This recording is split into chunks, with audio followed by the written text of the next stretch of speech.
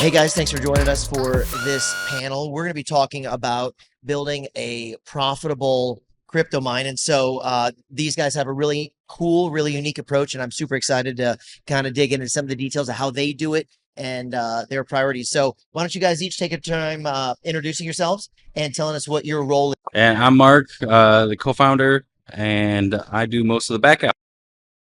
So if we're looking at sales, guys, all that stuff. Okay, now you say your little brother. I'm presuming that. Dad. Yes, dad. Okay. Okay. So how long have you guys been in business? Because we broke ground 2021. Okay. Small, 3,600 square foot building, tiny. Nice. So talk to me about your business model. I know you guys have a really unique business model. I love it. Let's let these guys know what that is that you guys are doing and how it's different from, like, say, your riots and your marathons. Oh, we never intended to be a host provider. Number one, like it was outlet. Never intended to do anything except for mine for ourselves, and it just was very organic in nature and how we grew. We started in a little 3,600 square foot auto shop or next to an auto shop. And it was like a knock on the door. Hey, can you get me some machines? Can you turn our machines on? And it was just kind of opened the floodgates and just figured it out as we went. You know, we didn't have the money to build something from the ground up. So we do work around municipalities, power constraints, supply chains, just as things kind of came progressively. And we've been transparent about it from day one with whoever does business with us. Very cool. So speaking of the facility, so talk to me about what that facility looks like and how it might be the same facilities that we've come to call crypto mines. I mean, we mainly started, like I said, we started small, and we outgrew that space in about 3 months. had a 1 year lease with them just to kind of figure out how things progressed. So how does that work? Is that become your headache, Fred? If you've got some GPUs you got to set up and some ASICs you got to set up and some that are 3,000 watts and some that are 800 watts, and what does that look like on your end? Well, it's actually not my headache, believe it or not. So what they tell me is, Fred, this is what we need. Make it happen. And it doesn't matter what the hell they're plugging in, because that's not my job. My job is big wire, big switch gear. How do you convert this voltage to that voltage and get it done now? Because we need space. People want to plug their stuff in and make money. So yeah, I can't really answer that. It's not a headache for me. And I'll tell you why, because what I do for these guys is fun. We created a relationship years ago when they hired my company to do a service upgrade in their small little auto shop, which they outgrew in minutes. Yep. And we created a kinship, and then it was like I'm like, call me anytime. Let me know what's going on. I had a few of my technicians that actually did the work. I didn't do the work at that point. He came back and he's like, hey, what do you know about crypto mining? I'm like, I don't know, nothing. And he goes, they've got a bunch of these machines, and he says that they're producing $14 a day per machine profit, and they just plug them in the wall. I'm like, awesome. So I'm like, I got to get to know these guys. So we created a kinship, and the rest is history. I lost interest in electricity. I am not a fan of pulling wire. So the good part is that we've created this relationship. It's all about relationship. We've created this relationship where it's certainly not about the money right now. It is. It's always about the money. But at the end of the day, like, they have me for whatever they need me for. Well, it comes back to our motto: if you're not having fun, why are you doing it? Right. Right. So it's that old adage that, the master who has lost his way rekindles his love for his purpose. In my case, it's electricity, and here we are. I don't know if that answers your question. I love it. I love it. So as we look at profitable, businesses in general, right? You've got streams of revenue on the one hand, and you've got how do you cut costs over here. So if we can focus on the streams of revenue piece, is it Sure. arrangement where you found it more beneficial for you to hey, we want this type of currency, or do you care? Or like, hey, we want to be paid in, real money, Bitcoin, or funny money, fiat, or poop coins like Ethereum. Like, is that like a thing that I'm sorry, that's a Ethereum joke. So is that a thing that you guys do or might make a play on, or We take that as a per client basis. We tell all of our clients that USDT is preferred, just because it's easiest to liquidate, as we need to pay our power bill or whatever maintenance or items we have. However, we have projects that are solely in Ethereum cloud. And this is kind of what we've made our niche. Is we're still to this day we look for buildings that have pre-existing infrastructure for power, pre-existing electrical infrastructure internally, not just externally, whether they have a substation inside or outside, and we retrofit it to our needs. So yes, 83,000 square feet. It's a huge building. I'm going to use maybe a third of that for actual mining equipment. The rest will be airflow. But we're in a warehouse. I'm not opening up my machines to the elements. So that's a little different. Time frames come into a factor when you're talking about a facility that size. We were able to move in and set up racks in the middle of nowhere in an 82,000 square foot space that were 30 feet away from the next rack. So heat was an issue.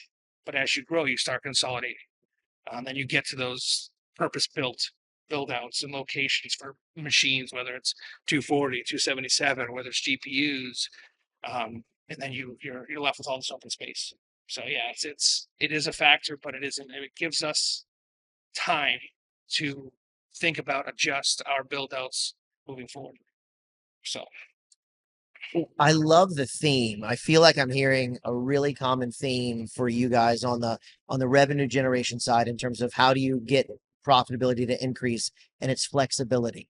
You've got multiple spaces, you divide them differently, and hey, we need to move this from here to there. And if you need to pay in this, you can pay in this. If you need GPUs, if you need Caspa or Bitcoin miners, and all this flexibility, it sounds like that's really been driving the profitable business model for you guys, even through the down market. Is that correct? yeah, absolutely. I mean, even when it comes to retail sales, it's not something we actively try to push on anybody. We do retail sales. It helps with our bottom line. Of course it does. But we're not out here trying to gain, 50% margin or 50%, 100% markup. We just, whatever we can pass on to our customers, because we're looking at the long term. If I can get this customer to buy a machine and host for them, I'd rather have him hosting for us or hosting with us on, increasing our power consumption. And when you increase your power consumption, then you can go to the table with the big players and negotiate at a cheaper rate. So it's all a game of chess. You're trying to play the board strategically, with as many pieces as you can, diversifying your hand and trying to gain, a foothold here, so you can progress and grow over time. Very cool. So we talked about the revenue side and the profitability side in terms of income.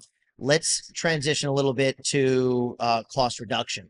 So what are some of the primary things that you've done for cost reduction? In our conversations, we've talked everything from, partnering with your electrical firm, Yep. right? And so talk to me about that. How has that helped you guys on the profitability increase as you reduce your overhead? I eat peanut butter and jelly sandwiches and ramen noodles, and I don't take a salary. No, it's Mark could probably answer that question better than I can when it comes to the back end financial side of things. Well, with our partners like Fred, it's like building relationships, like he was saying.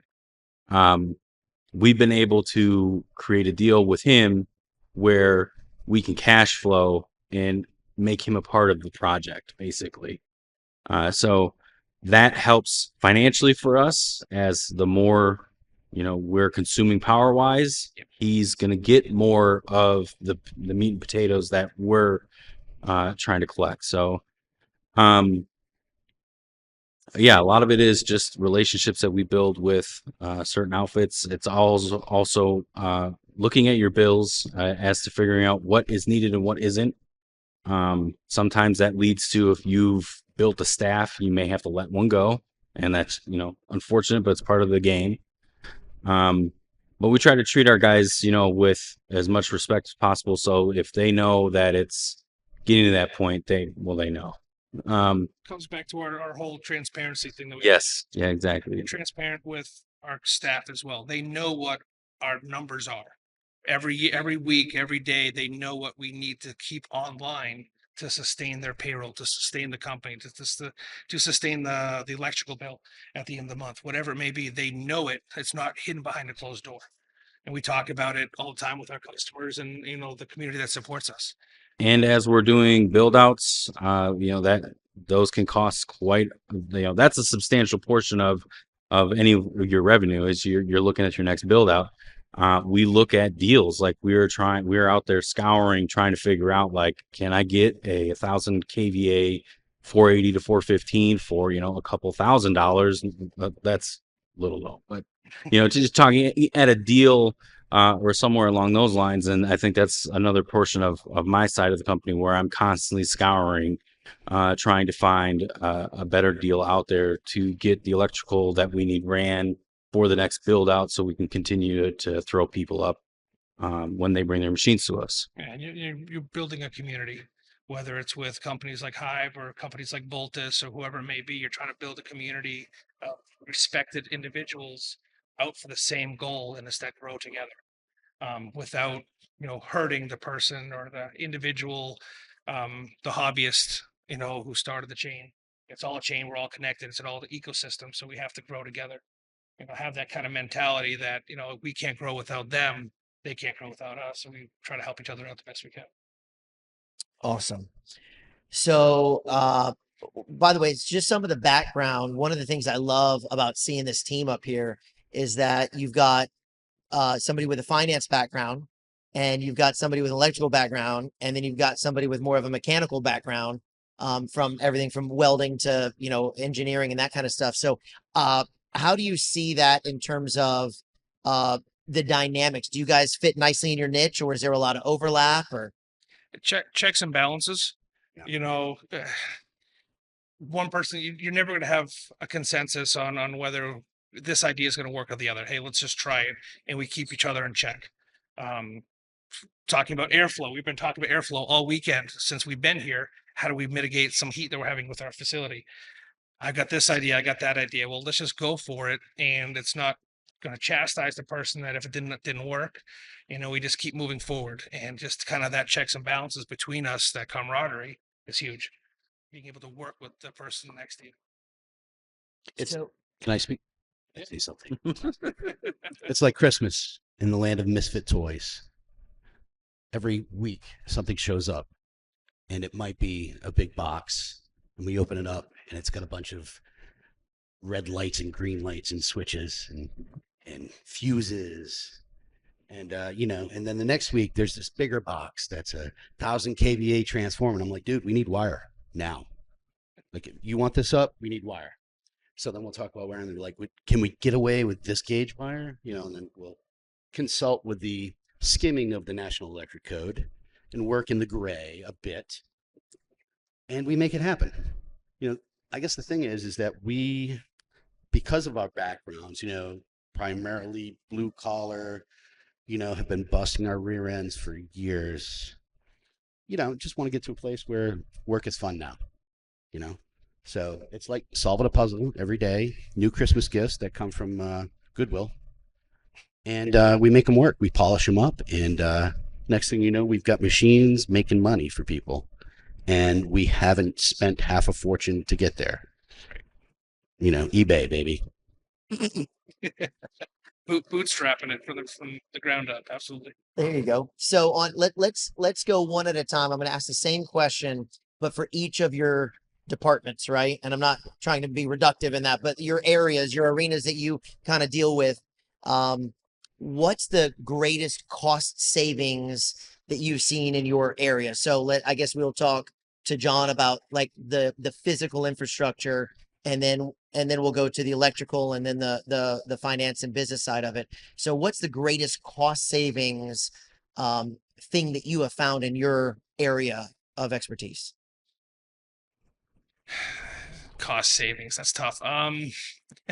Because all the stuff that I do is reflecting of what they have to do in the line. I'm going to Marco and how much money do I have to spend this month? Can I do my welding racks myself in the back corner, or am I getting a scissor lift or climbing a ladder to pull down conduit that's not being used from the old facility? And I mean, that's the biggest cost savings on my side is we're in a facility that has pre-existing infrastructure that was designed for a forge or designed for a machine shop. It'll never be used for that again, but it's still good material. It's still readily available in our facility, whether it's 500 MCM or it's 3-inch conduit or bus bar systems. Hey, we need to use this system. This is what we have available to us. Then it's passed on to Fred and Mark. Okay, this is what we got. This is what we can use, and that's and then I'm working with the guys in my facility. Hey, we need to put this aside for a second. I need you to help me move a rack because this airflow is better, way better airflow, more efficient machines, and I can save money over here. Then it either works or it doesn't. So that's pass it on to Fred. And, Lots of repurposing. I love it. exactly. Yeah, it's a recycle, reuse kind of scenario for sure. I mean, when you burn out all this wire suppliers or the electrical supply houses in a 100-mile radius because you're buying SO cord to run your panels or whatever else. And you're like, So you're the one that did it. I no comment. Plead fifth. Need the fifth, yeah. Yeah. To add on to that, we'll spend time making things beautiful and pretty in our own brains, and machines are plugged up, and then someone will come to visit from out of town, and they'll have a little mastermind in their office, and then they'll come on and they'll say, "Hey, Fred, we got an idea. We want to take all this big stuff and we want to churn it 45 degrees. Can you do that? And we need it done tomorrow." So it's a challenge. It's fun. It's great. And it saves them money because I'm a licensed electrician, which is great. I really like what I do, and these guys are awesome. And that's it. Yeah, Relationships. Rich. Christmas gift is electrical code book, right? We all need to know it, love it. Someday it'll be a Maserati. On my end, if we're going to solely focus on build outs, because that's mainly what we're achieving to next. My job is to find the deals, find the savings, literally. So if I can find we've mentioned already a couple times, 1,000 kVA step down transformer that we need to hook up to our primary feeds. I'm not trying to pay retail for it. And I think that resonates with all crypto miners, is literally everybody's trying to find the best deal so they can ROI on something. We don't really look at ROI whatsoever with our business. Essentially, we're looking at how fast we can just put things up. But yeah, my job would be specifically in the scenario build outs is to find what we need at the cheapest possible. And like they were saying, we've depleted a wirehouse within a 100-mile radius of where we're at. So now we're calling other wirehouses or asking our local electric warehouse to try to go out and find deals on more wire that are not local to us, and getting them in and still keeping that cost as low as what we were originally paying with them, without adding shipping or anything like that to it. So we're trying to find all the deals in trying to facilitate a build out.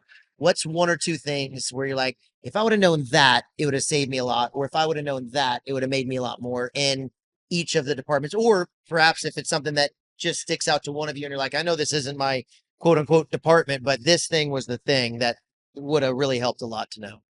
Electrical companies lie to you. I don't know if they lied. No, I shouldn't say that. There's lots of fine print, having to sit down and read multiple service contracts, or not service contracts, The tariff agreement. tariff contracts for each individual power company or co-op or wherever we're trying to build a facility or negotiate power with. Primary tap versus secondary, 3-phase, 277, 480, 1247. Knowing that has been, if I knew that at the very beginning, my background is I played with electricity a little bit. I was a welder for 20-something years. I taught business ethics. If I knew more when I started than I do now about electric and how things are tapped and billed that would have saved us a ton of pain and a ton of time right from the get-go. That airflow. Okay. This whole mining thing that we're doing, this industrial electricity as a whole, it's hard to find people, especially in our area, Southwest Virginia, that dabble in industrial and have enough base knowledge to make something happen at a reasonable cost because of the lack of build your mine from the ground up. And of course, with these guys, I mean, we bootstrapped it. I mean, it was about a dream that we could make happen as friends. It's about we teach fun. And it's about, at the end of the day, let's take a vacation together and, bring our families together and just kumbaya, which is awesome. That's what did it for me. But involved in finding a good industrial electrician that has his stuff together, right? That will do work for a fraction of what he would charge a retail client. Industrial electricity is, they're stuck in big hospital projects, things that are just in their eyes bigger and better, and they've got money and time tied up.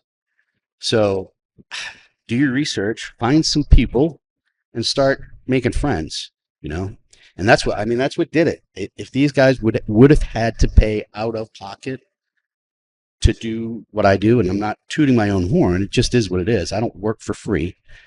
Dust your shoulder off, right? I work for friends, that's it. I think management of scalability. I think that if, as a whole, we would have better planned how we were going to scale, we could have potentially saved ourselves quite a bit of money. But we again, like Dave said, we bootstrapped this from the beginning. We have moved 3 different buildings at this point in our journey. We didn't think we were going to scale when we started, so we didn't have a plan for it. Had we had a plan, I think that we could have substantial cost savings somewhere. Yeah, that snowball effect definitely was a big factor for sure. Awesome. So I've heard 2 different comments I want to talk about. One was something to the effect of you started out kind of mining for yourself, and then it turned into this big thing. And then the wonderful Maserati comment, right? Like win Lambo, right? Win Lambo, which is on many of our minds, right? So I think the question behind that is, so in terms of future profits and future projectability, if you will, like it seems like you guys are probably mining as well. So when the market goes up, you don't just say, hey, I've got residual income from my clients, but you've also got an upside on it. Is that 10% of your business model? Is that 4%? Is that 94%? And is that intentional or? It's less than we would like for sure. We have definitely put our customers above ourselves because of the scaling issue that Mark talked about. And the snowball effect, we built a fantastic community. We have a bunch of people that support us and like us, and we'll have a couple of drinks with us on live stream, and we shoot the shit, which is fantastic. To keep those people happy that we now consider friends and family, we have turned off our own stuff. We're starting to ramp back our own machines over time, but we've definitely put our customers above our mining needs. And if we had done it differently, maybe we would have, hey, let's lock this down in stone.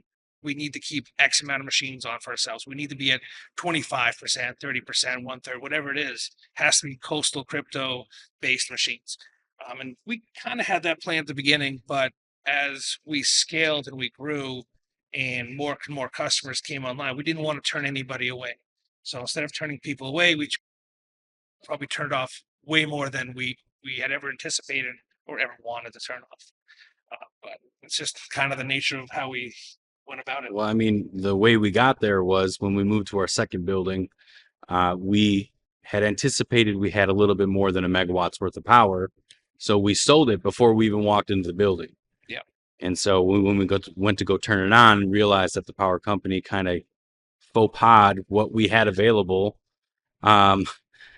we started to scale back and started to look for the alternative. Now we're in a building where we have, the universe at our hands of power, kind of, right? And now we can actually take that. Okay, now we're planning on what is Coastal Crypto's growth and how much they're mining versus where our clients. Again, it's that balance, which we're still trying to work on that ourselves and figuring out what that looks like comparative to a few of our larger clients and the little guys that are also in our shop.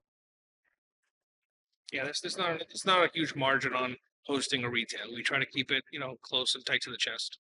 Sure. Okay, so do you have the ability, like let's say the machines you've got all of a sudden are massively profitable? Do you have the ability to deploy them, or is that something you're working to build out so that you have that ability? And we've been honest about this from the very beginning. We were selling a hosting service, telling our customers, look, we got your machines. Your machines are 7 to 10 days out from the time you purchase, but it's going to take us 2 weeks, 3 weeks, 4 weeks, a month to turn on. We were open and honest and upfront with our customers about that situation, because what we were doing is we were getting those clients in, selling the product, and then building out the facility to put them on. So they, our followers, our supporters, people who believed in the project that we were doing, were open, and that's fine. We understand what you're doing, and they allowed us to do that and helped us grow to the point now we're building out racks, we're building out projects and shelf spaces, turning on multiple megawatts before we actually have the customers ready to go. So we flipped the script, and we weren't able to do that until we moved into our current location. Okay. So as a miner myself, right? Like we also struggle with the issue of, all right, if I've got the machines, there's my upside, but if I've got your machines, there's my residual income. And what's that percentage look like? And what is that? What do you want of that? So are you where you want to be in terms of percentages, or do you want to change that percentage, or I mean, as you build out, is that something that you guys are talking about actively, or? So It's on the table. yeah, it's on the table for sure. I mean, so it all comes down to the power available at the building. That's what we're all talking about. That's what the conversation all comes down to. This whole weekend seems to be, it's about power. Power rates are going to change. Electrical infrastructure are going to change in the future here. So our building at the current capacity has 15 megawatts on the ground, ready to deploy within days, weeks. Transformers, wires, ready to go. But we bring in another transformer. Our lines are tested for 32 to 35 megawatts worth of power. So we potentially could grow out quite a bit bigger. So as we grow to that scale and as we turn more things on and we have shelf space readily available for hosting clients, hey, let's turn on a couple more machines for Coastal Crypto. And we try to increase that percentage as more machines come on. So as our power consumption grows, so does our percentage of machines that are mining for Coastal Crypto. So it's a scaling percentage, I guess is how we would look at it, right? Moving forward, or projecting to move forward. Yeah. But we are also still flexible. So if Yes. tomorrow we realize we need to turn on a couple hundred machines for just ourselves, we will do it. Some way, shape, or form. Yes. I can't blame you. Can't blame you. Now we talked briefly the other day about PPA. So what are some of the things that have helped you? And you just mentioned a moment ago, reading the fine print of the PPA. So what are some of the things or connections or people or organizations that have helped you in that process? And what did that look like as you went down the path of getting the best PPA? Late nights and migraines and headaches. Life of a miner. Yeah, right. It's going to be different depending on whichever municipality you're involved in. For Virginia, it's 5 megawatts to even bring to a table the conversation of a PPA. But then there's companies like Voltus or, that'll help you and negotiate, and your power brokers that you have to meet, get to those next levels. So making those connections was huge for us. Relationships for sure. Yeah. We have a guy that solely focuses on PPAs in our area, and we lean on him as we need that work done. And then we have companies like Voltus who help us curtail and try to help save us on demand and other things. Awesome. So if you could step back and say, all right, I'm just beginning. Is there a big picture? We talk specific items at your facility, like you wish that maybe we would have, set up the racks differently from the get-go, or we would have read the fine print. Is there, I guess in closing, like one thing where you're like, hey, if you really want a profitable mine, this is the thing to do. This is super important. We would have listened to SOT a lot more. No, it's I really don't know. I mean, it's all of it's been educational. All of it's been a learning experience. So I wouldn't. Yes, sure. There's things I would have done differently, but I wouldn't have changed anything that we've done. So. Once upon a time, there was a young boy who asked his father for a candy bar. And he said, son, do you think that money grows on trees? So if I could go back, look at my dad and say, Dad, you ever hear of Bitcoin? That's my story. I mean, it's the closest thing to a damn money tree that I've ever heard of in my life. And the fact that there were 20-somethings years ago playing in their mom and dad's garage with these machines that create this magical money, I mean, I would have jumped on the horse, So here I am, an older man with 25,000 children and 3 ex-wives and some really cool friends. We're making it happen. No, I mean, at the end of the day, we'd be lying to you to say that you're going to start a Bitcoin mine tomorrow and be profitable. I mean, anybody who's anybody in any business knows that there's a lot more to business than just a good plan. I mean, we can plan all day long, but the minute we take action on that plan, that's when the universe says, hey, guess what? There's an avalanche. So I guess you need a plan and then a backup to the plan and then a backup to the backup. Hence, many, many ideas on streams of income so that when one tanks, you can float through the bad times. That's it. Peace out. I guess I would feed off of what Fred just said. You need to have a willingness to learn, and you need to just go out and do it. And at that point, if it works, it works. If it doesn't, you try. You get to work. Yeah, you fail going forward. I love it. And then even, hey, look, we all, to some extent, maybe not all, well, most of us probably feel like we got a little bit too late, right? I wish I would have been in, 2001. So that way I could be, 4. No, you're just a cycle behind. Make sure I'm preparing for a decade or two. You're still early. I mean, I've been mining Bitcoin since 2010. I was mining Bitcoin on a CPU. You're never too early. We're still in the infancy. You're getting into it now. You're early to the game. So do something with it. Make the jump. We have this conversation constantly. Hey, we're at that edge again. Are we ready to jump off?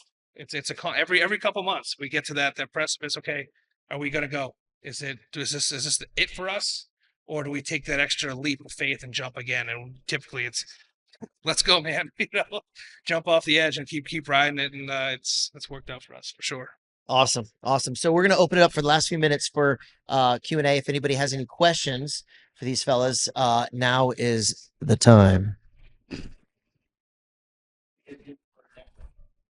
The question is, what are you guys using for a network? Mostly tinfoil hats. Provider wise or infrastructure internally?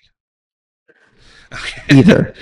Redundancy is key for anybody over a couple 100,000 watts.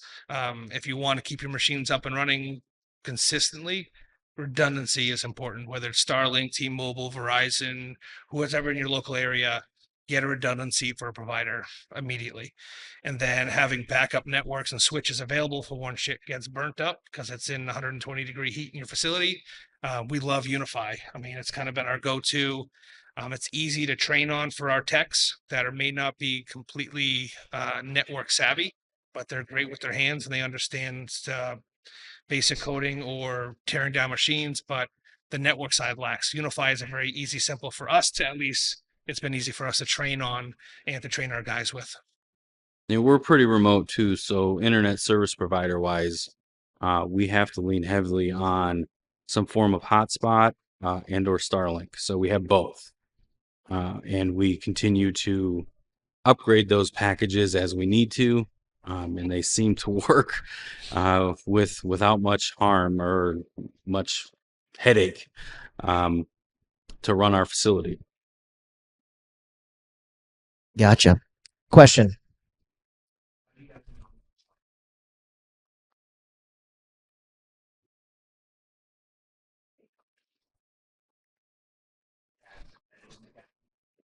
The question is, how do you know what to charge the customer? We don't. No, we have been to a fault. We have tried our best to stay consistent. From day one, we charge our customer a flat rate, and that is just what we charge our customer. Whether as we were growing, we're still working on a PPA agreements, or we're still working on curtailment, or whatever it may be. We stuck with a set number, and we just tried to grow the cash flow, and that was key for us. It's not working necessarily on the margin or the profit every single month. It was making sure that we were cash flow positive and being able to move to the next month and growing. Set number is 1.2 cents per kilowatt hour, and I'm going to move all of my machines there tomorrow. Right? Yeah, 1.2 cents sold. Again, it's about staying cash flow positive. I mean, selling a megawatt, a 12-month contract on a megawatt at 6.4, that's going to be the hot number, I think, moving forward. 6.5 cents for 2025, 2026 is going to be the hot number. It's going to be the 3 cents, 4 cents. I don't think we're going to see that for too much longer. So being able to offer that now, even though you're doing it at a loss, you're staying cash flow and you're getting those contracts, or you're getting those agreements, and you're progressing forward. So just keeping the cash moving or the crypto moving has been key for us. Cash flow is key. I love it. I love it. What else we got? Any other questions?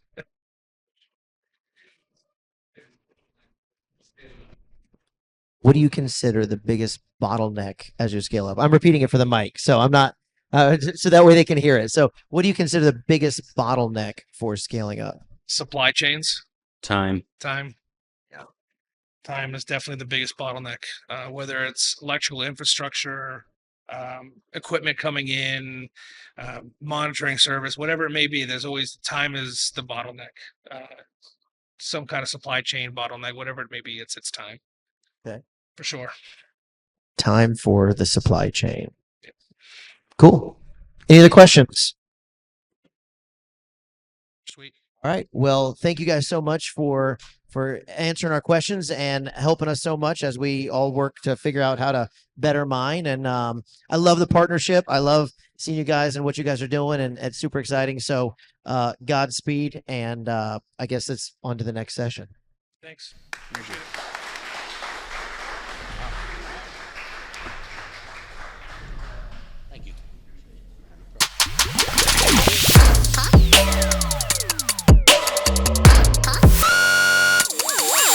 Huh?